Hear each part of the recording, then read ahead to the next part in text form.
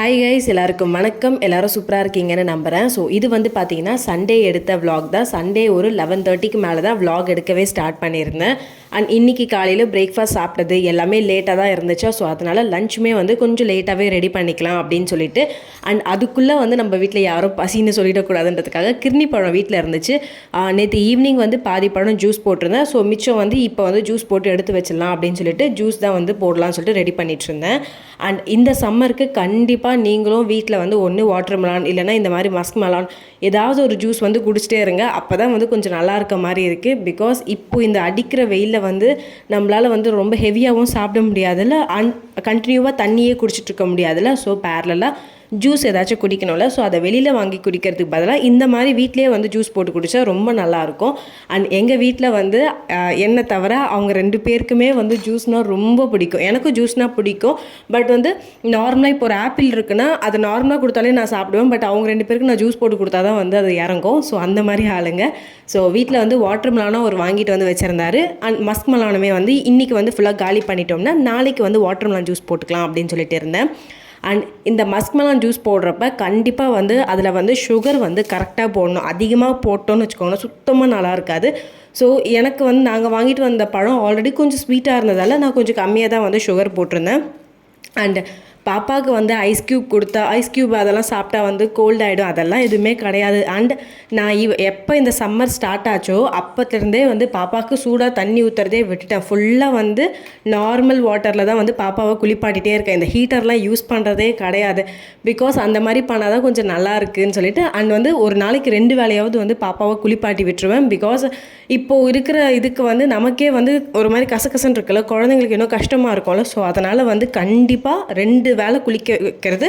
And night குளிப்பாட்டினாலும் பச்சை தண்ணியில் தான் வந்து குளிப்பாட்டுறேன். எனக்கு தெரிஞ்சு எந்த ப்ராப்ளமும் வரல. ஸோ இப்படி தான் வந்து போயிட்டுருக்கு. அண்ட் ஜூஸ் போட்ட உடனே வந்து அவங்க 2 பேருக்கும் வந்து ஃபஸ்ட்டு போட்டு கொடுத்தாச்சு. நான் வந்து கொஞ்சம் குக் பண்ணிவிட்டு அதுக்கப்புறம் சாப்பிட்லாம் அப்படின்னு சொல்லிட்டு இருந்தேன். பிகாஸ் நிஜமாகவே சொல்கிறேன், இப்போது இருக்கிற கடுப்புக்கு அந்த கிச்சனில் போய் சமைக்கிறது நிஜமாக அவ்வளோ காண்டாக இருக்குது. ஸோ அதனால் மொத்தமாக சமைச்சு முடிச்சுட்டு அப்புறம் பொறுமையாக உட்காந்து ஜூஸ் குடிக்கலாம் அப்படின்னு சொல்லிட்டு ஃப்ரிட்ஜில் எடுத்து வச்சுட்டு அவங்க 2 பேருக்கு மட்டும் ஒவ்வொரு கிளாஸ் ஜூஸ் போட்டு கொடுத்தாச்சு. அண்ட் மத்தியானம் லஞ்சுக்கு வந்து பெருசாக எந்த வேலையுமே கிடையாது. பருப்பு குழம்பு, அதுக்கப்புறம் வந்து முட்டை ஆம்லேட் வந்து போட்டுக்க போகிறோம். ஸோ அதனால் வந்து ரொம்ப ஈஸி தானேன்றதால கடகடன்ட்டு வந்து செஞ்சு முடிச்சாச்சு. அண்ட் எனக்கு வந்து சம்மர் சீசன் வந்துட்டாலே வந்து நான் வந்து எக்ஸ்பெக்ட் பண்ணுறது 2 விஷயம். ஒன்று மாம்பழம், இன்னொன்று பழாப்பழம். எனக்கு 2மே ரொம்ப பிடிக்கும். இந்த பழாப்பழம்னா சொல்லவே வேண்டாம், அவ்வளோ பிடிக்கும். பட் அதனாலேயும் என்னமோ தெரியல, என் ஹஸ்பண்டுக்கும் சரி என் பாப்பாவுக்கும் சரி அந்த பழாப்பழமே சுத்தமாக பிடிக்காது. பட் இன்னும் வந்து ஃபுல்லாக சீசன் வரல. கண்டிப்பாக வந்து இந்த மே ஜூன்லலாம் வந்துடுச்சுன்னா கண்டிப்பாக வந்து எங்கே பாரு பழாப்பழம் விற்பாங்கள்ல. ஸோ கண்டிப்பாக இந்த வாட்டி நிறைய பழாப்பழம் வாங்கி வச்சுக்கலாம் அப்படின்னு சொல்லிட்டு இருக்கேன். யாரெல்லாம் என்ன மாதிரி பழாப்பழ லவர் அப்படின்றத முடிஞ்சால் வந்து எனக்கு கமெண்ட்டில் சொல்லுங்கள். அண்ட் இந்த பருப்பு குழம்புக்கு வந்து பார்த்திங்கன்னா நார்மலாக வந்து சாம்பார் வைக்கிறோம்ல, துவரம்பருப்பு, அதுலேயே வந்து கொஞ்சோண்டு வந்து காஞ்ச மிளகா, வெங்காயம், தக்காளி, பூண்டு, அதுக்கப்புறம் வந்து இங்கம் பொடி அண்ட் கொஞ்சோண்டு எண்ணெய், இதை வந்து நல்லா விசில் வச்சு எடுத்துட்டோன்னு வச்சுக்கோங்களேன். கடைசியில் வந்து புளி வந்து கரைச்சி அந்த தண்ணி அண்ட் இது எல்லாமே வந்து சட்டியில் நல்லா கடைஞ்சிட்டோம்னா அதுக்கப்புறம் தாளிச்சிட்டோம்னா சாப்பிட்றதுக்கு ரெடி ஆகிடும். ஸோ வந்து இதுதான் வந்து இதோட ரெசிபி இது. அண்ட் இன்றைக்கி வந்து குழம்பு மட்டும்தான் வந்து நான் வைக்க போகிறேன். ஆம்லேட்டெல்லாம் வந்து என் ஹஸ்பண்ட் தான் வந்து போட போகிறாரு.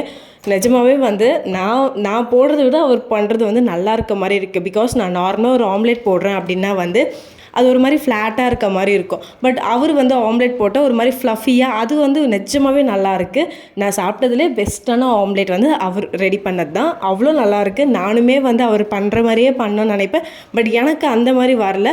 பிகாஸ் நான் எண்ணெய் எல்லாமே வந்து கொஞ்சம் கம்மியாக ஊற்றணும் அப்படின்னு நினைப்பேன். பட் அவர் செய்கிறது எப்படி இருந்தாலும் சரி டேஸ்ட் வந்து சூப்பராக இருக்குது.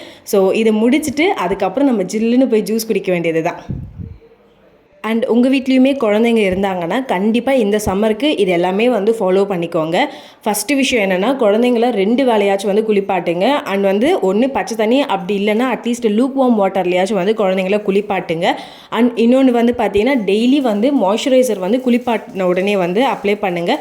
அண்ட் நெக்ஸ்ட்டு வந்து பார்த்தீங்கன்னா ட்ரெஸ் வந்து காலையில் போட்டுட்டு நைட் வரைக்கும் அதே ட்ரெஸ் இல்லாமல் காலையில் to evening and evening to அடுத்த நாள் காலையில் வரைக்கும் ட்ரெஸ் மாற்றுறது ரொம்ப முக்கியம். அண்ட் குழந்தைங்களுக்கு யூஸ் பண்ணக்கூடிய ட்ரெஸ் வந்து காட்டன் ட்ரெஸ்ஸாக வந்து யூஸ் பண்ணுங்கள். ரொம்ப டைட்டான பேண்ட்டு அண்ட் அந்த மாதிரி டைட்டான டிஷர்ட்ஸ்லாம் போட்டு ரொம்ப கஷ்டப்படுவாங்க. ஸோ அதெல்லாம் வந்து அவாய்ட் பண்ணிக்கோங்க.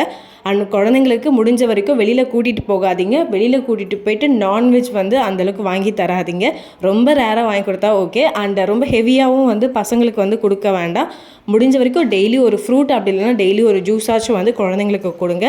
அண்ட் முடிஞ்ச வரைக்கும் வந்து வெயிலில் வந்து குழந்தைங்க போகாமல் இருக்கிறது ரொம்ப ரொம்ப நல்லது. அண்ட் நான் வந்து இதெல்லாம் தான் ஃபாலோ பண்ணிகிட்ருக்கேன். பிகாஸ் இதெல்லாம் ஃபாலோ பண்ணால் குழந்தைங்களுக்கு வந்து வேறு எந்த ப்ராப்ளமும் வராமல் பாடி வந்து ஹீட் ஆகாமல் இருக்கும். அண்ட் முடிஞ்சால் கண்டிப்பாக வாரத்துக்கு 2 இல்லைன்னா 3 வாட்டியாச்சும் வந்து இளநீர் வந்து வாங்கி கொடுங்க. அது ரொம்ப ரொம்ப நல்லது குழந்தைங்களோட பாடியை வந்து ஹைட்ரேட்டடாக வச்சுக்கிறதுக்கு. ஸோ முடிஞ்சால் இது எல்லாத்தையுமே வந்து ஃபாலோ பண்ணுங்கள். பிகாஸ் இது எல்லாமே நான் ஃபாலோ பண்ணிகிட்ருக்கேன்.